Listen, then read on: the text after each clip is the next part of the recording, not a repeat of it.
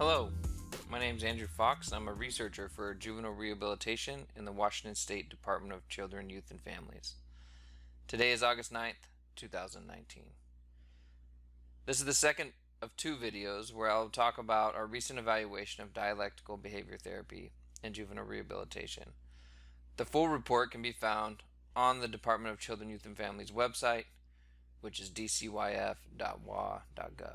In our study, there were two main research questions.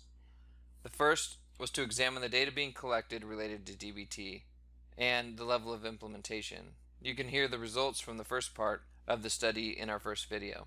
Second, which is the topic of the current video, we tested whether DBT treatment had an impact on recidivism.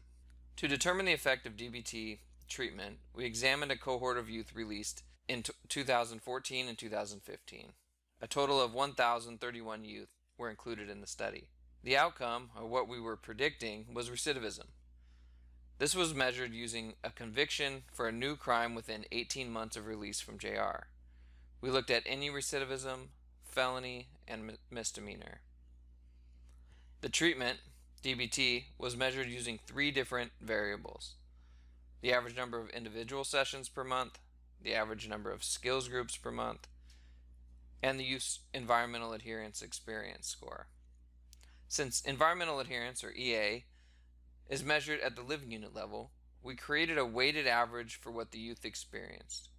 For example, if the youth was in a living unit that scored a 3 for their entire stay, they would have an EA score of 3. If they spent half of their time in a unit rated a 3 and half of their time in a living unit with a 1, they would end up with an average of 2. To make sure the relationship between DBT and recidivism was not related to something else, we controlled for a number of other factors that are listed here. Our analysis showed that a 1-point increase in environmental adherence, as a reminder, this ranges from 0 to 3, a 1-point increase was related to a 40.7% decrease in any recidivism, and a 51.7% decrease in felony recidivism. We found that the number of individual sessions and skills groups were not related to recidivism. In other words, we found no evidence that more individual sessions or more skills groups were related to reductions in recidivism.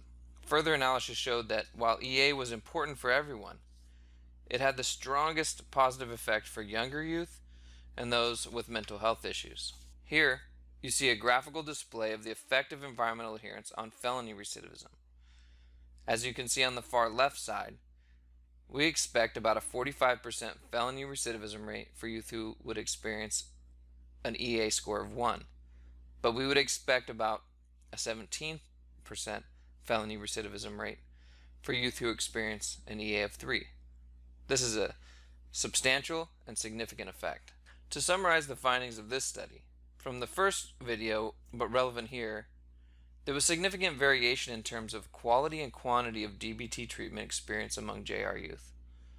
Only a portion of youth left JR receiving DBT treatment that met JR standards. In terms of effect, there was no impact of individual sessions and skills group. This is likely related to the fact that there is no quality assurance protocol for either of these modes of treatment. However, there is solid evidence that increases in environmental adherence are related to reductions in recidivism. This effect is particularly pronounced for younger youth and those at high risk for mental health issues. As we interpret the results, there are a few contextual factors to keep in mind. First, there is variation in terms of staff culture related to DBT. Using the staff survey used for DBT, we see that the percent of staff that indicated that they think DBT is effective or mostly effective at reducing recidivism varies by institution. In one facility in 2018, less than 30% of staff indicated that they thought DBT was effective, compared to another facility where over 70% agreed that the treatment was effective. Low levels of staff support can have an impact on implementation.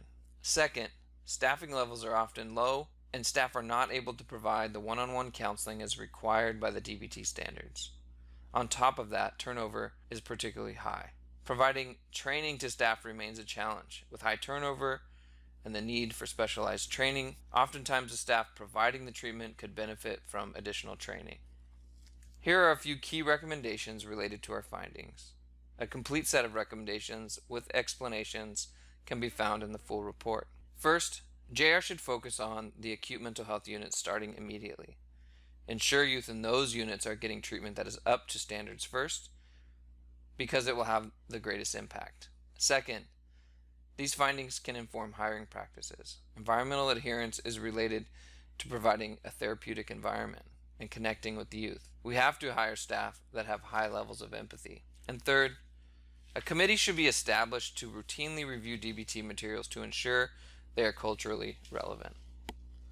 Fourth, an updated evaluation should be conducted every few years to monitor the impact of these changes in treatment on outcomes. Thank you for joining me today. If you have any questions, please do not hesitate to email me at the address on the screen. For an overview of the findings of implementation of DBT, please see the first video if you haven't already. And please feel free to read the full report at the address on the screen. And have a great day.